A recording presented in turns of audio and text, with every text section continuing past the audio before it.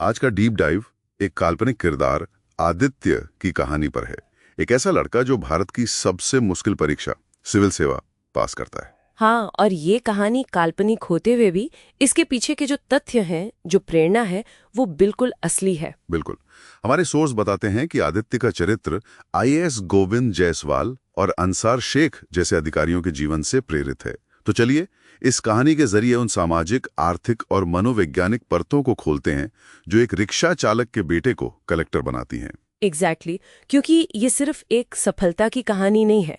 ये समझने की कोशिश है कि वो कौन से हालात थे, वो कौन सी चिंगारी थी जिसने इतनी मुश्किल राह पर चलने की हिम्मत दी। तो आदित्य की दुनिया से शुरू करते हैं। उत्तर प्रदेश का एक पिछड़ा गांव, और घर भी मतलब मिट्टी का। पिता रिक्शा चलाते थे, जिनकी महीने की कमाई लगभग 2,500 रुपए थी। माँ खेतों में मजदूरी करती थी और बड़े भाई ने उसने अपनी पढ़ाई छोड़ दी। हाँ, ताकि वो एक गैरेज में काम करके आदित्य को पढ़ा सके। सोचिए, पूरे परिवार की कुल कमाई मुश्किल से 4,500 रुपए महीना। और हमारे सोर्स बताते हैं कि इसमें से भी 1,500 रुपए यानी कमाई का 1/3 हिस्सा सिर्फ आदित्य की पढ़ाई के लिए अलग रखा जाता था। 1/3? इसीलिए ऐसे हालातों में शिक्षा को निवेश नहीं कहते, उसे एक जुआ कहा जाता है। जुआ, ये तो बहुत मजबूत शब्द है। क्योंकि पूरा परिवार अपनी सारी उम्मीदें, सारे संसाधन एक ही इंसान पे लगा रहा था। ये एक व्यक्ति की तपस्या नहीं रहती, ये एक सामूहिक यज्ञ बन जाता है जहां बाकियों के सपने एक बड़े लक्ष्य के लिए कुर्बान हो जाते हैं। और इसी दबाव के बीच आदित्य की जिंदगी में एक मोड़ आता है। वो ट्रिगर इवेंट। हाँ, वो घटना जब वो सिर्फ 11 साल का था, अपने एक अमीर दोस्त के घर खेलने गया और दोस्त के पिता ने उसे अपमानित करके बाहर निकाल दिया। कहा, एक रिक्शे वाले के बेटे की इतनी हिम्मत, तुम्हारी औकात सड़क पर है, हमारे घर में नहीं। पिता से पूछा, सबसे बड़ी नौकरी कौन सी है? और जवाब मिला, कलेक्टर। बस लक्ष्य तय हो गया।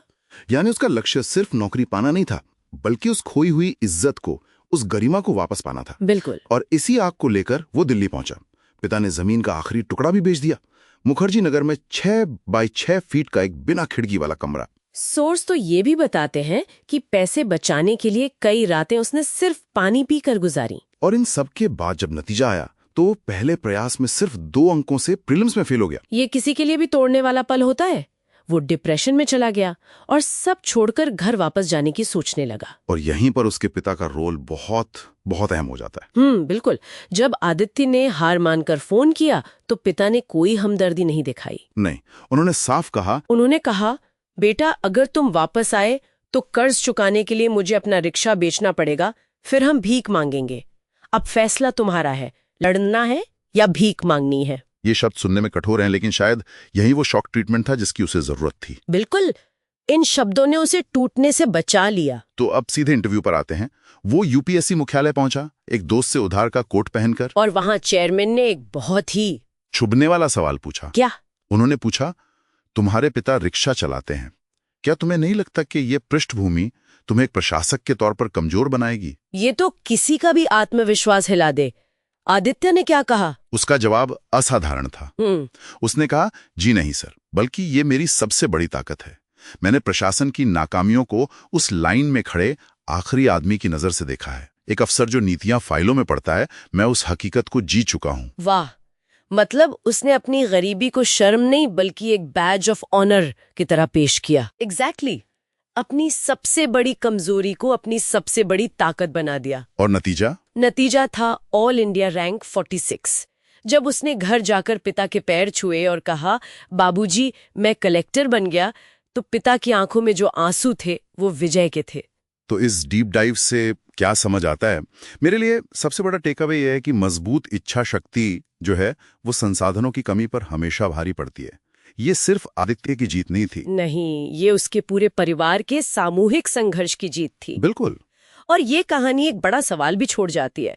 आदित्य का जीवन दिखाता है कि कैसे अभाव और अपमान प्रेरणा का एक बहुत शक्तिशाली स्रोत बन सकते हैं।